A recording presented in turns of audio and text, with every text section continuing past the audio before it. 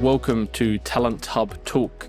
I am Ben Duncan, and this is a place where prominent and inspirational figures from both the local ANZ and global Salesforce Ohana share their stories. This episode is sponsored by our friends at FlowRepublic. FlowRepublic is the elite Salesforce Academy, helping architects all over the world to realize their goal of becoming a Salesforce certified technical architect. The success that architects are having with FlowRepublic is incredible. So if you are on your journey to CTA, then I highly recommend checking out flowrepublic.com to understand how they can help you. In today's episode, I'm delighted to be joined by Lars Malmqvist, Salesforce CTA and twice published author. Lars and I discussed so many different topics in this episode, including his passion for studying, his career through consulting, launching and scaling a Salesforce services business that became a product business, becoming a CTA, writing 2 Salesforce books, and much, much more. Lars blew me away with all that he has achieved in his career, and I genuinely question when he finds time to sleep. A really, really interesting episode, and I hope you enjoy it as much as I did. Lars, welcome to the show. Thank you very much. I'm really excited because you've got a very broad background. You've done a lot in your career, so I'm really excited to unpick that and understand how you've kind of got to where you are today and some of the decisions you've made along the way. If you've listened to this before, I'm sure you'll know what I'm going to ask first, which is to go right back to the beginning and unpick a bit about what your early career aspirations were, and I guess why you chose to pursue the education that you did. Yeah, I mean, it's actually a bit of a chance occurrence, my career choice, because when I was growing up, I wanted to be a lawyer and then join the Foreign Service. I had a very, very clear plan about that for many, many years. And then what happened was that you had the dot-com boom in the late 90s, where, the internet was just taking off. Everybody was really excited about it. And I happened to be, I guess, the first generation growing up with computers, and I was really good at programming. And at that point, if you happen to know how to do some code and create some websites and things like that, you were already in high demand, right? So I actually started a company with a friend in my last year of secondary school, which did websites and network configuration for companies in the greater Copenhagen area. And then we parlayed that into sort of quite good jobs with large consultancies, and in my case, what is now Sopra Steria. That only occurred because at the point when I was, 17, 18, anybody who had any programming skills were in that high demand, right? Otherwise, I would probably be a lawyer today. But they kind of been, to have programming skills at 17, 18 back then must have been rare. Was it because you wouldn't typically fall into having programming skills unless you have a bit of a passion for technology already? No, it's true. And I grew up with computers. I got my first computer when I was 6, and my big brother had one even before that I loved to play with. And when you were in the 80s and you were doing anything with computers, you pretty much had to develop technical skills in order to get it to do what you wanted it to do, right? You needed to do lots of configuration and tweaking, and that very easily, I think, for a lot of people led into also doing some programming, because it just made things easier, to be honest. Did you then carry on the business through education? Like, did you go and do a formal degree while kind of maintaining that business? Yeah, I've actually only, I think I'm up to 9 university degrees now, and I've actually only ever been a full-time student for a single year when I did my full-time MBA. So for the rest of it, I started as a programmer, and I quickly realized that there was lots of background that I didn't have, right?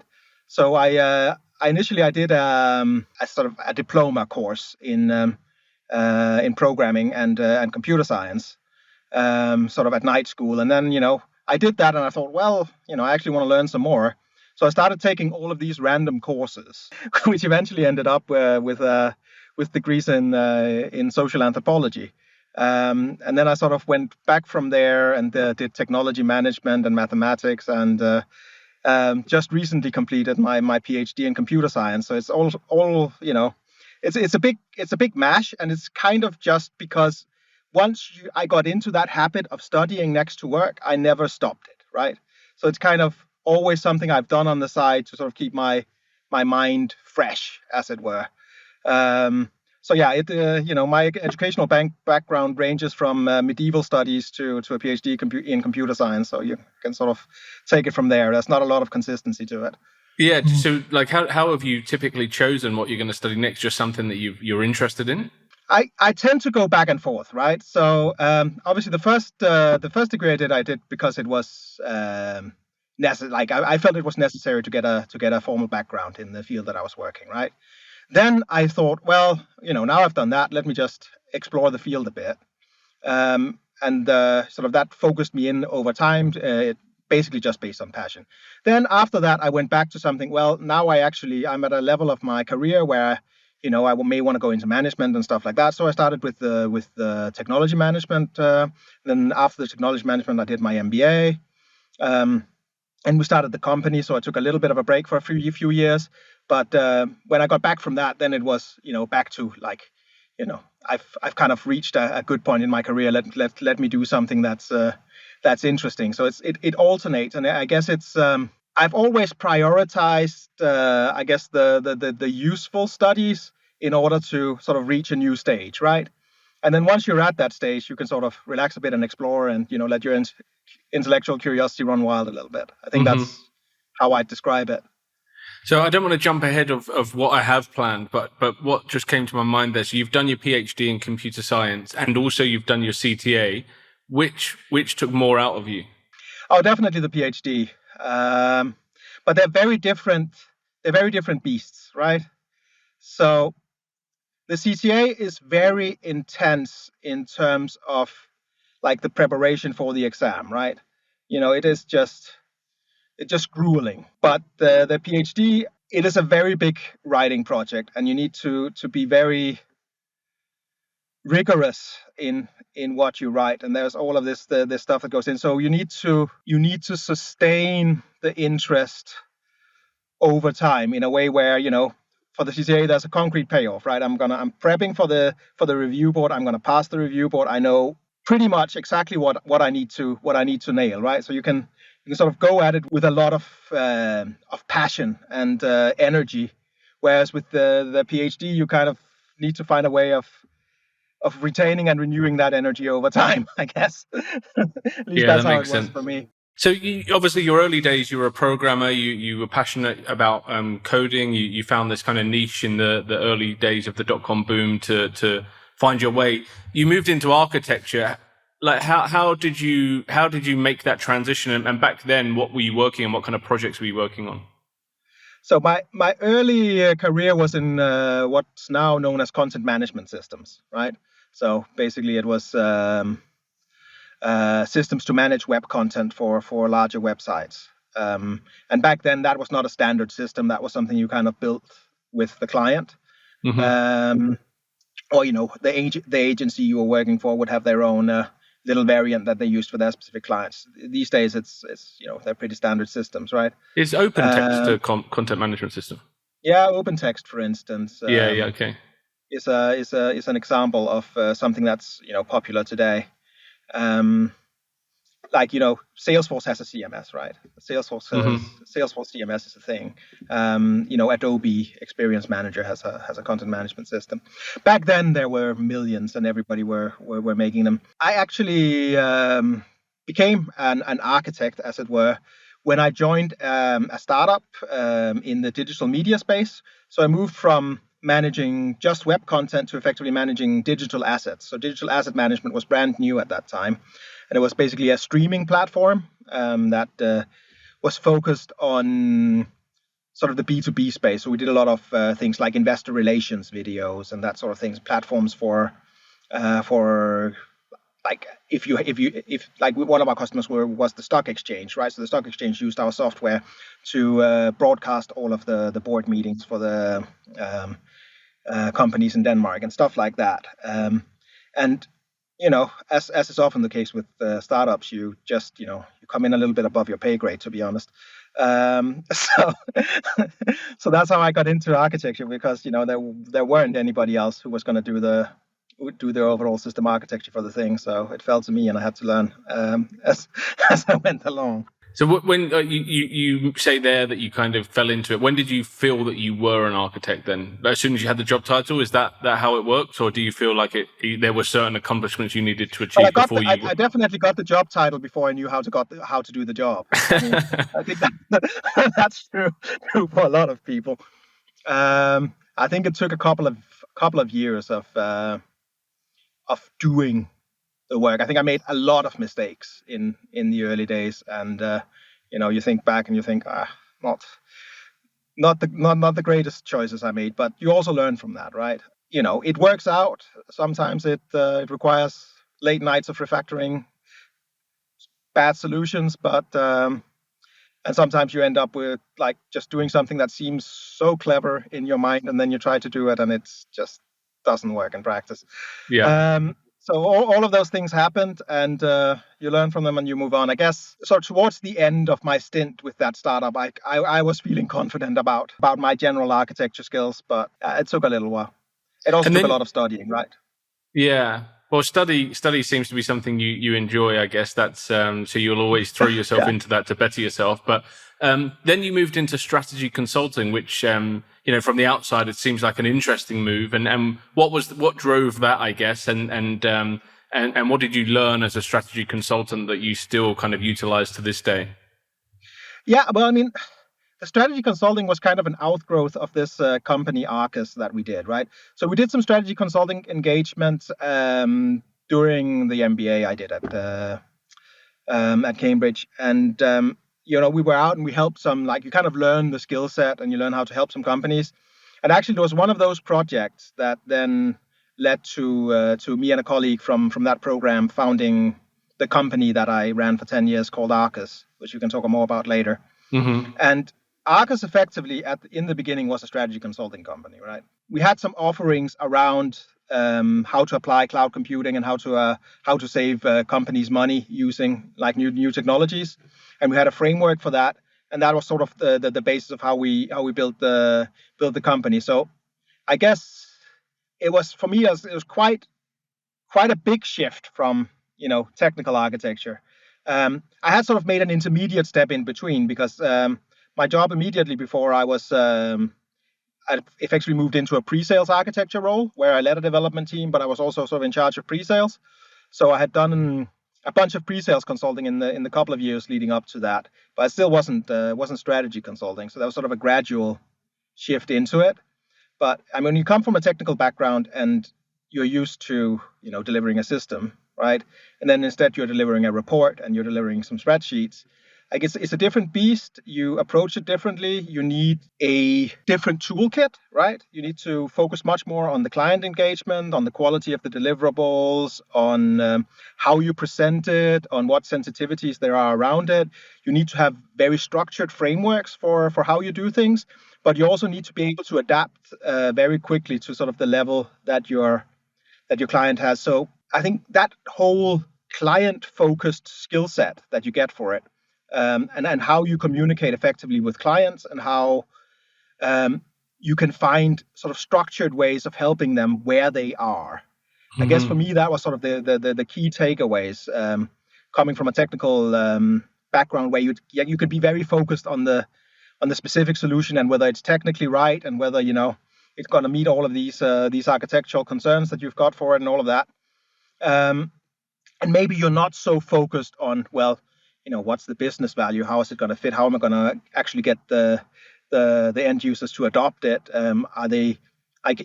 Is this actually solving the real problem, or have you been told, the wrong problem to solve, right? Yeah. So those are kinds of things that you don't often think about when you're in a purely technical role, which you learn to think about when you move into a consulting role. Yeah, that makes sense. So what came first then? I'm guessing Arcus came before Salesforce for you. It did, yeah. So how did Salesforce kind of fit into that? There's a lot of coincidence here, but it's actually also a little bit random that I got into Salesforce, right? So we were moving into this space, and we for the first couple of years we just did strategy consulting around the sort of the general cloud space. But we started seeing, like, we were very public sector focused, and we started seeing some some opportunities there where we actually wanted to build some software to try to address some of the issues, right? So what we could see was that there were a bunch of legacy systems, and they weren't really moving, right? They weren't making a transition towards the new software as a service model or anything like that. They were kind of just happy sitting on, 10, 20-year-old technology stacks and, leveraging the cash flow from that. So we figured, okay, here are some opportunities where we actually can go in and make a real difference, make some money for ourselves, but also save some money for our clients. And we needed a platform for that, right? And my background at the time was from basically a Microsoft .NET house. So I figured, I'm going to build it with .NET, probably use some SharePoint, some BizTalk, stitch it all together. And then we met Salesforce at a client. And we had a client who was just really excited about it because they brought it in and they started configuring it, and you could do all these things. Force.com was relatively fresh off the press, and they were starting to build little apps in Force.com. And we looked at it and going like, okay, this is fast. And we did some testing on it, and we basically found that, compared to the .NET stack that we were using, we could probably build things 3 to 4 times as quickly on Salesforce as we could on .NET. And then, like the rest is history, as it were. We adopted Salesforce as our principal technology platform, along with Amazon Web Services for the stuff that couldn't fit on Salesforce. And we never looked back. It was just a better choice. When would that have been roughly? 2011. Okay, yeah, so still relatively early in the Salesforce journey, 11 years in or so since Salesforce kind of founded. Yeah, I think Force.com had maybe been out for 2 years at the time. So yeah, okay. So you set up this business as a strategy consultancy, then you kind of became more of a services business, and then how did that business evolve? What came next? Sort of 5 years into it, we made a decision to sort of pivot properly into products, right?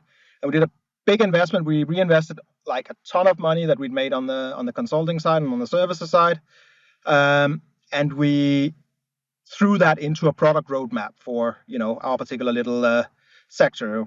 Hoping to basically come in with a market-leading software as a service solution that would just blow everything else out of the water. And I guess it kind of did that technologically, but we also really underestimated how hard it is to build a product business, right?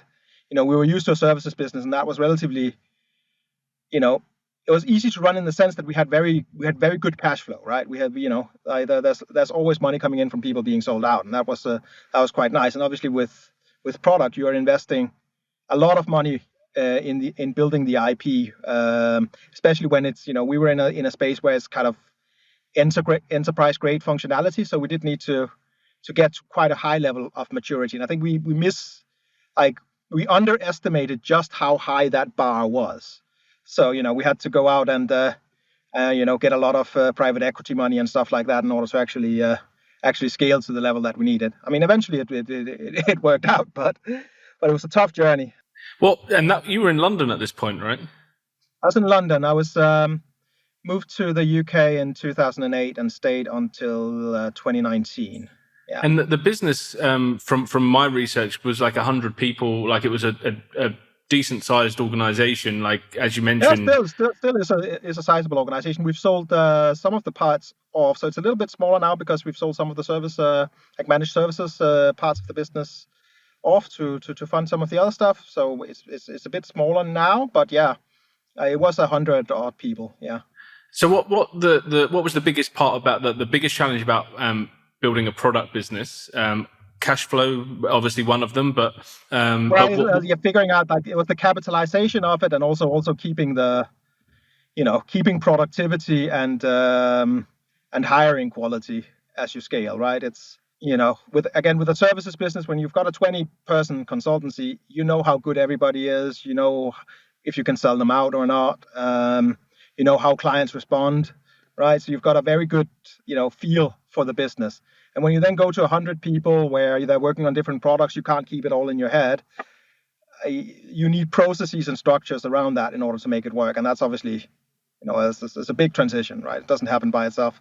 Mm-hmm. What about that? I've not had too many guests that have gone through the private equity process before. Obviously it's different in every country and depending on the amount you're trying to raise and things like that. But Do you look back through that process fondly, or was that a stressful time in your life?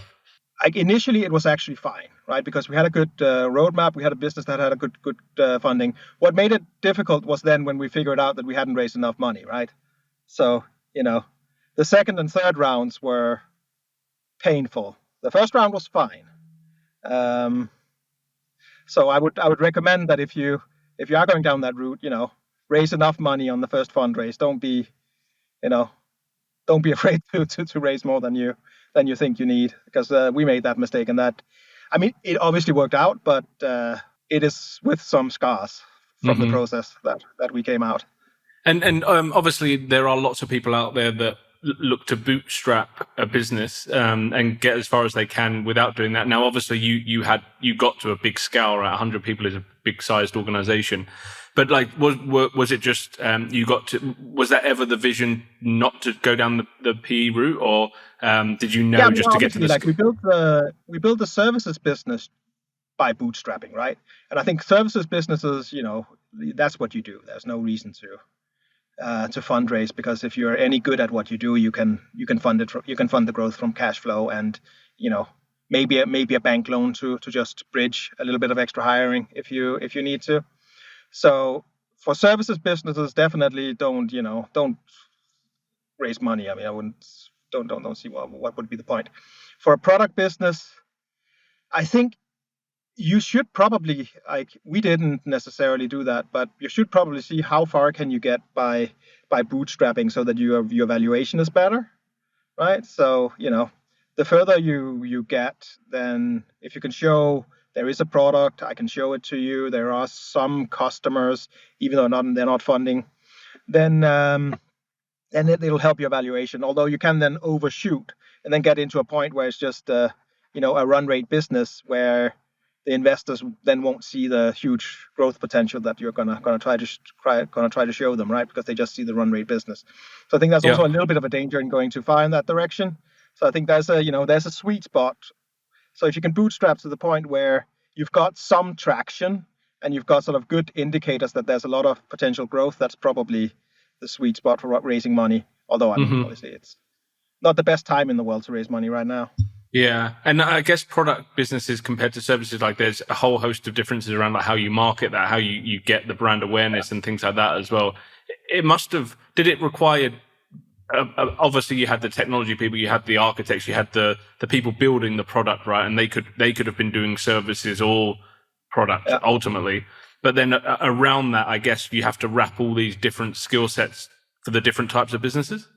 Yeah, correct. Well, I mean, in services business, you need relatively little overhead, right? You can have a thin layer of, HR and admin and finance and things like that. And they will basically manage it because, like your senior people will do your selling effectively, right?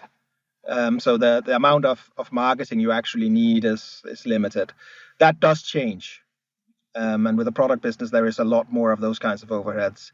Even in our market was relatively focused, so it wasn't a huge, like, we didn't need to market to 1 million businesses, but even so, just getting that awareness out there is a bigger job. Was it still public sector? Still principally for public sector. Still to this day, principally public sector. We were always, we weren't thinking about ourselves as a Salesforce company or an AWS company. We were thinking about ourselves as a public sector technology company. So yeah, interesting. So we'll go back into your, I guess, journey now, because that was really interesting to understand how that part played, that whole entrepreneurial journey played a part in where you've got to. But then you moved back to Denmark? Moved back to Denmark in 2019, largely because we had our first daughter. We were planning more children. I now have 2, and my mother was also getting a little bit up in age. She was 84 at the time. And you've mentioned studying has been a big part of your life, and you joined Accenture, and you, it seems to me, looking at your LinkedIn profile, that's really when you started focusing on Salesforce certifications. You had some before, but that's where you really started to put the foot down and go through the paces. Was that because at that point you realized, actually now my goal is to go for the CTA?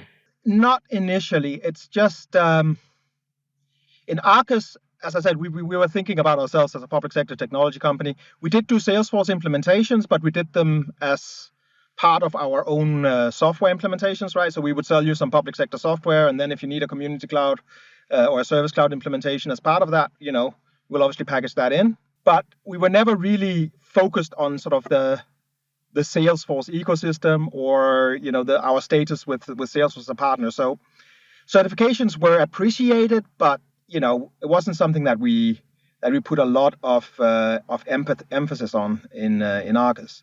Obviously, when I came to Accenture, it's something that gets talked about at every team meeting. It's something that everybody is a little bit competitive about. It's something that gets rewarded in various ways internally. So the incentives shifted, right? And as you've noted, I like studying, right?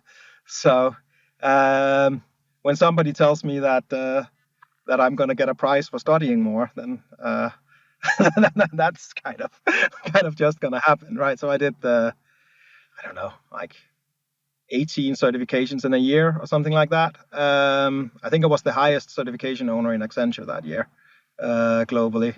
So that was I'm not surprised.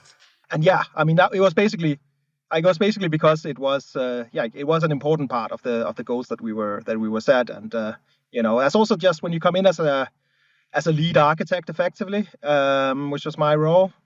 I think it's important that you do demonstrate the sort of good behavior, right? If I want all of the people in my team to learn and to engage and to spend their own time doing it, then at least I can do it myself, right? That's also part of it. Yeah. So you'd obviously been running your own business for a number of years. You'd been, I guess, still operating as in some sort of architecture capacity to some degree, obviously, along with running the business. Yeah. What did you have to do to go back into a services business and be delivering enterprise level Salesforce projects across the board? Obviously, you mentioned that, there were parts of other engagements where you would tie on a community or a service cloud. But did you have to really broaden your knowledge of the Salesforce platform at that point? I did. So I was really, really strong on the technical platform, right? So, like the part of like how do all of the technical bits fit together? How do you do data modeling? How do you do advanced coding and configuration? And all of that stuff was, bread and butter. But, if you'd asked me to just configure Sales Cloud, I'm not sure I would have been super great at it at that point, right? So it's kind of, I guess it's a very different path to it than most people take, right? So the things that most people would find quite basic were probably the things that I didn't have present, right? Because I'd been focused on, how do I use this as an enterprise development platform effectively? That was my my principal use of Salesforce. I mean, I'm exaggerating slightly, but in that general direction. So I actually had to spend a lot of time like going through all of how do you do these business processes? How do you set them up? How does it work? How do I do reporting on top of it? So it's really the functional layer. I had to spend just a lot of time understanding, well, how do actual, salespeople and service people use this platform in a real way, instead of just focusing exclusively on the technical side. Now, that being said, obviously I was a lead technical architect, so most of the questions that come to me are fairly advanced. But there's a broader context that I really needed to focus in on when I joined Accenture. And then when you actually went for the review board, if you look back through your career, I guess you've probably got like a pretty ideal background for once you'd got that broader platform knowledge and functional knowledge. Actually looking back at the strategy consulting, the presentation, being able to take someone on a journey, it kind of all aligns nicely to the CTA review board, right? It does, and I guess I probably had an easier time getting to the CTA than most people did, right? And it also didn't take as long, right? For me, it was like 6-8 months from start to finish. What would you mark as the start, though? So when somebody told me you need to sign up for the CTA 601 course, right? So that's basically how I got started. I had a chat with my boss saying we need a CTA, right? We don't have any in the Nordics. Would you mind giving it a go? That was effectively what happened. And I said, yeah, sure. I need to read up on this thing. So I joined the CTA 601, and then basically that was just before the summer holidays. And then I spent my summer holidays like just studying furiously. And then, got to the review board just before Christmas, and thankfully passed the first time. I didn't think I was going to pass, to be honest, when I came out of the review board, but thankfully it worked. I think you're right. I think the fact that I had the strategy consulting background. I have a lot of pre-sales background, so the whole the communication aspect of it was not something I really had to learn. Right, that was just standard practice. And I had the deep tech background, right? So what I really had to learn was how to, what is the solutioning part, right? How do you formulate and justify good solutions on the Salesforce platform? That was really the key thing that I was missing, which is probably different from for most people who go for the CTA. I think that's for most people is probably the easy part of the CTA is figuring out, okay, this is the right solution to this kind of requirement. Whereas when you come into the deep technical specifications around single sign-on or integrations, that may be harder for some people. And again, the communication aspect obviously can also trip some people up. Yeah, and also the fact that you'd studied consistently for so long, I guess, helps, because a lot of people don't. They finish their university and they might study for certifications, but they don't study for blocks of time like you have to with the CTA. Whereas you would have been studying on and off for the last however many years, right? Yeah, I'm not going to say how many. That's going to date me too much. Although I guess you can work it out from what I said about my early career. Well, before I ask you the next question, which is about your books, I'm going to ask you, we all have 24 hours. You've got 24 hours in a day. I've got 20. Do you ever sleep? Well, I mean, I have very small children, so not so much at the moment. Snap! Yeah, I'm in the same boat. But you've written 2 books. You've been you've done your CTA. You've studied 8 university courses. You've got a PhD. Like, where do you find time to do all this stuff? I think it's just habit, right? I got into a pattern early on where like work, study, that sort of thing is just it's just something I do. It doesn't really require mental effort, right? I actually, for me, sitting down and reading a bunch of technical papers, I find it quite relaxing, right? It's kind of something I've done so many times. I know, exactly how to do it. So I think the answer is that over time I have habituated myself to doing some things that lead to those kinds of results, right? So that means that it takes a lot less effort because you just do it, right? If you're facing something new and you have to overcome this mental hurdle about how do I do it, what's the process here? Can I do it? I guess all these factors around it that makes things hard. And I think for me, I got over those many, many years ago, and now it's just, just what you do. Yeah. It's incredible. I mean, I don't think I've ever spoken to anyone that has, and also run a business for several years, well, more than several years. You were running that business in London for a number of years, grown it to 100 staff. It's crazy. It's some accomplishment, and I'm sure you are proud. But yeah, you should be. It's incredible. So that takes us on to the books, and you've written 2 have been published. Your most recent book, you talk about Salesforce anti-patterns. Can you shed some light into what some of the key takeaways, I guess, for the book for someone that should read it?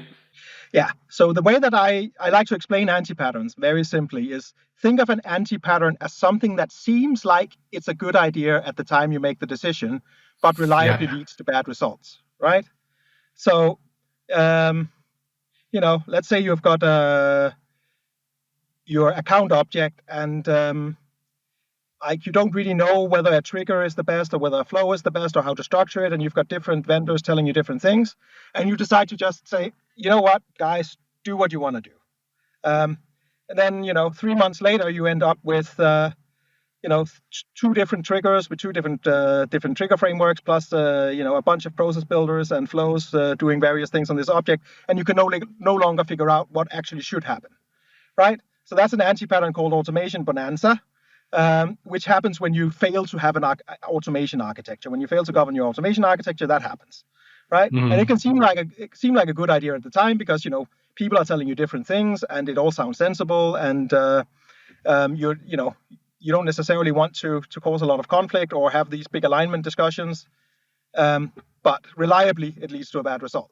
So that's an anti-pattern, and I think like one of the really great things with the Salesforce ecosystem is just how much support there is around the right way of doing things. Right, there are lots of patterns. There's the architect side. There's now the well-architected framework. There's just an awful lot of guidance on what to do. But there is not that much, I think there's a huge positivity bias in the Salesforce ecosystem. It's like, we'll do things the right way and then we won't run into problems. And that's obviously not reality. Like sometimes you do things that are well-intentioned but still lead to really bad results. And studying anti-patterns, like what I just described, can actually help you steer clear of these sort of reliable ways of going wrong. And it can also sort of just broaden your architecture practice to sort of think about like the reality that there are trade-offs, right? I think again back to the positivity bias. There's a tendency to think that you can have it all with a Salesforce solution, and that's not always true. Sometimes you do have to trade off things. Like architecture is fundamentally about trading off different concerns against each other and finding a solution that is satisfactory in your context. So that's what I'm trying to do with this book, is just asking people to take a step back, consider, well, what if it doesn't go right? What if I follow good practice and something still goes wrong? What if my stakeholders don't play ball? What if something changes along the way? What if my governance isn't effective? What can I do? And again, there are good things you can do, but you need to be prepared to actually engage with it. So who's it for? Who would get value from it? So I guess it's not a heavily technical book. So you can read it as any kind of architect or functional consultant. I think even if you're a business analyst, it's probably worth reading. There seem to be a lot of admins who also get a lot out of it. That's perhaps something I didn't quite expect, but I guess admins in the Salesforce world is such a broad role that actually knowing this is something that can be really valuable, because a lot of the stuff that you're doing actually has architectural implications. So while it's written for an architect / functional consultant kind of an audience, I think there's a lot of other people who get value from it just from understanding what can go wrong, right?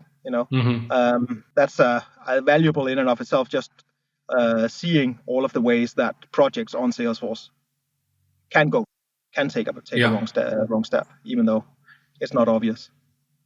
Do you think architecture on the Salesforce platform has become more challenging than, I appreciate when you first started doing it, it was, looking at public sector and architecture for products. But the role of an architect over the last, 10 years on the Salesforce platform, would you say that has become more complex because of the breadth of the platform, or is fundamentally architecture the same? No, I mean, there is a core discipline of architecture, which I think is the same, and also is the same between, all major enterprise systems. I actually think, if you're looking at this whole category, there is a core of knowledge that all architects need to be. But if we look specifically at Salesforce architecture, I think it has, the emphasis has shifted, right? 10, 12 years ago, it was a much smaller platform. There was much less stuff built out. There were a lot more things where you needed complex technical solutions to the problems that came up. So there was a more difficult technical architecture discipline back then, because you had to do a lot more stuff yourself. But if you then shift your perspective and you look at the platform now, it's obviously a much vaster platform, has a much broader scope. There are many more products in play. Businesses are using it at a much larger scale. So if you look at it sort of at the enterprise architecture level, like the Salesforce's role in the overall system landscape has expanded tremendously. And that means that while technical architecture might have gotten easier, all the rest of architecture has gotten harder, because you now have a much more business critical function. You need to take into account relationships with all of these other systems. You probably have responsibilities as a system of record that you wouldn't have thought about necessarily 10 years ago. And that means that you need to up your enterprise architecture game, as it were, to really be effective here. I think that's also why you're seeing architects on Salesforce become more specialized, right? There's a lot more people who specialize in B2B or in B2C or in marketing, or they would describe themselves as functional architects or technical architects. So I think that's part of just this growth of the platform and the growth of complexity at the higher level. So I don't know if that answered the question, but yeah, no, definitely. I think that's really good insight, and because obviously a lot of people that will listen to this won't have been architecting Salesforce solutions 10 years ago. They might have only recently moved into the architecture world or be on that journey. So it's interesting to know to understand and to see the differences. And then your first book was around architecting AI solutions, which is probably even more topical right now than when you wrote it, right? Because everything's gone AI crazy in the market right now. So with the expansion of AI, there'll be lots of architects out there that have never even thought about a solution that might touch AI or have an AI element to what they're designing. What are the key considerations, would you say, right now for anyone that is being exposed to AI for the first time? Yeah, well, I mean, right now it's obviously all about large language models, right? When I wrote my book 2 years back, that wasn't really a big part of the whole landscape. We were thinking more about, the business process automation side, right? How can we get it to fill out your fields quicker, automate data entry, all of these things. And now it's all about this generative AI, generating text at scale. But I think what's common here in terms of AI solutions is that you have to basically shift your mindset from engineering deterministic solutions to dealing with something that's fundamentally probabilistic, right?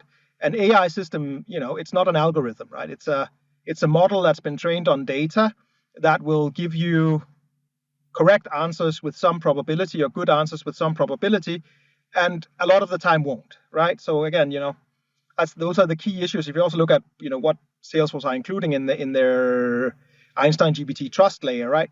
You can see that there are problems around data retrieval, right? How do I trust this AI with my data?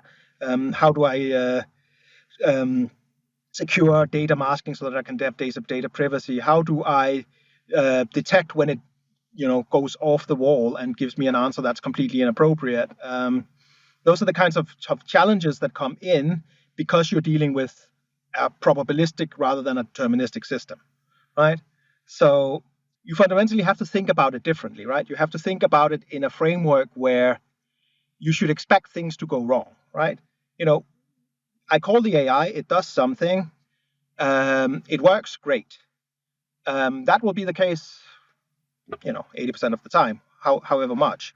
But there will also be a substantial part of the time where it doesn't, right? It doesn't give you the right answer. It isn't quite what you were looking for, or even worse, it's distinctly harmful, right? It hallucinated something, it's made the wrong call, and you need to sort of balance that tendency towards having things automated and running more or less seamlessly versus the fact that it can go horribly wrong with a certain probability.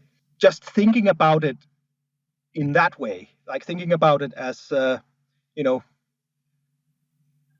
black box that you don't really know what does, but that gives you an answer that's good with a certain probability, rather than thinking about it as, I'm going to call my LLM and it's going to generate my sales email, right? I think, yes, it will, most of the time. And so that is, I think, a different mindset, and it's a mindset that most architects need to get their head around, because that is really different for AI solutions. It's different for all AI solutions. So you effectively need to design systems with a degree of robustness and error correction that you're not used to. Mm-hmm. Now, I've forever been told, I'm a recruiter, right? That's what I do day to day, and I've forever been told that AI and it's going to revolutionize recruitment, take away my job. What do you think the role of AI will play in the having been in the consulting field for so many years? Do you see any change in the way that consultancies will operate? Not necessarily implementing AI solutions, but with AI within their business.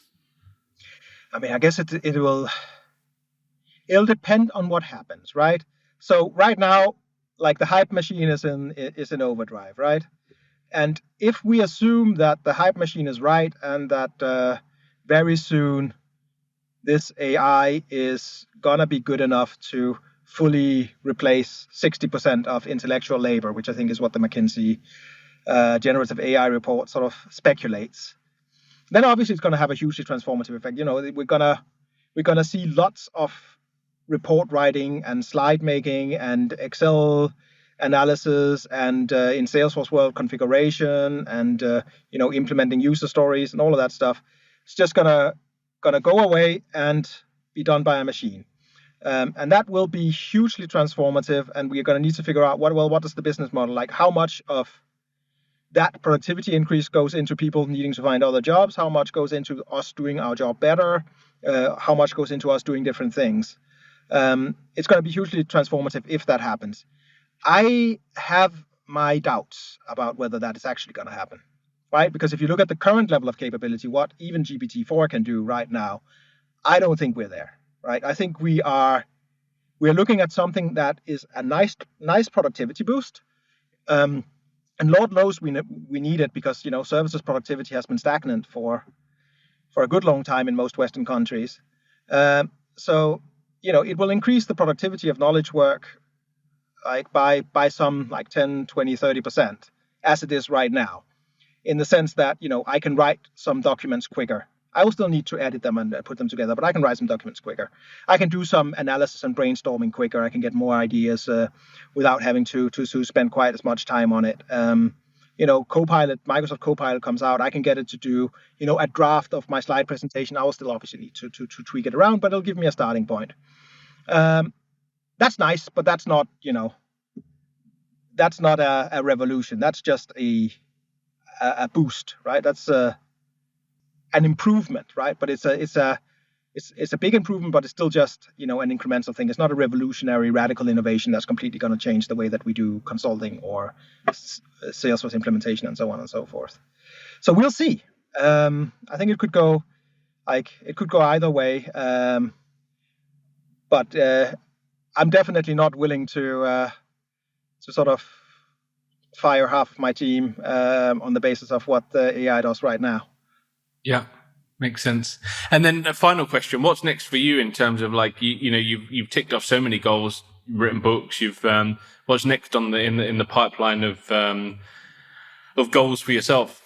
Well, right now we're trying to build this practice. So in a strategy consulting company called Implement Consulting Group, which is one of the largest strategy consulting firms in the Nordics.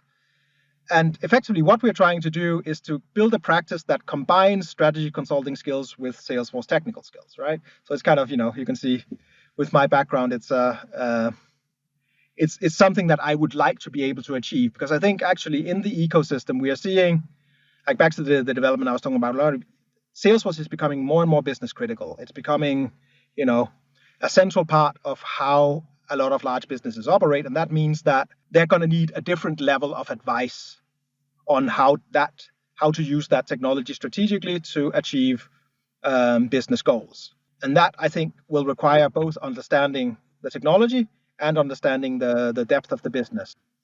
So I'm quite excited about seeing how far we can take that idea of actually creating a Salesforce strategy consulting unit. So that's kind of my immediate goal for the next few years, I think, is trying to see how far I can take that idea. And do you see that, like in other countries, is that something you see and hear of often, that kind of strategic consulting, not just implementing? Yeah, I mean, I think it's a shift in the ecosystem. We see some people. I think there's one other company in the Nordics trying to do it. Obviously, McKinsey recently announced a strategic partnership with Salesforce to try to do some of this. When I was in Accenture, it was always a goal to try to get more of this, but it was hard to actually make it work in practice. So I think it's early days, right? Like a number of companies are big companies, they're realizing that they need something like this, but exactly what the offering needs to look like and who's gonna be the players that they go to for advice. It's not something that's been standardized yet, right? Mm-hmm. I want a Salesforce implementation. I kind of know the partners I need to call, but to get this kind of advice, it's a little bit undefined still. So we're obviously trying to take our part of that space, but it's still work in progress. So it's not just purely like advising on a roadmap, but it's how does the business achieve its goals underpinned by the Salesforce platform? Yeah, I mean, for let's take an example, right? If I'm a company like Implement that I work with, we do a lot of sales transformations, right? Getting salespeople to do better selling, right? Improving their sales effectiveness, right? That's something that's a classic strategy consulting role, to go in and train the salespeople, create a sort of a custom training approach, creating all of the change management around it, rolling it out.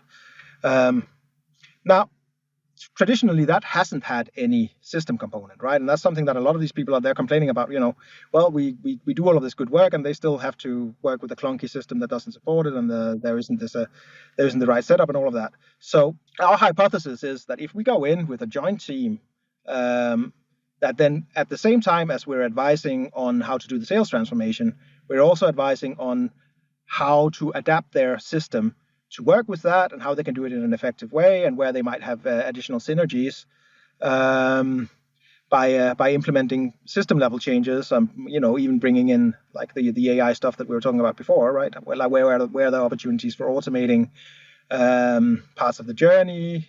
Can we do sort of dynamic training at various points based on the material we're preparing? All of that stuff. If we combine that in a package, that is a much more powerful proposition than doing each of these two things separately, right? Than hiring Implement to come in and do your sales transformation, and then hiring Accenture to come in and do some system changes afterwards. Yeah. So that's the hypothesis: is that there's a better value proposition there. Yeah, it makes a lot of sense.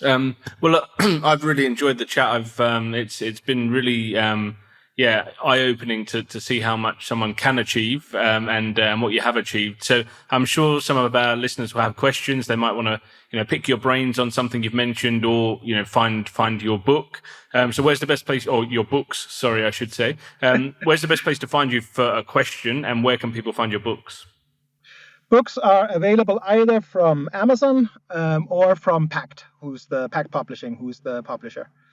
And I mean, I usually reach out to me via LinkedIn. I am always on LinkedIn, pretty much. So I will promise to answer any queries if you send me a request. So just send me a connection request if we're not already connected, and then feel free to pick my brain.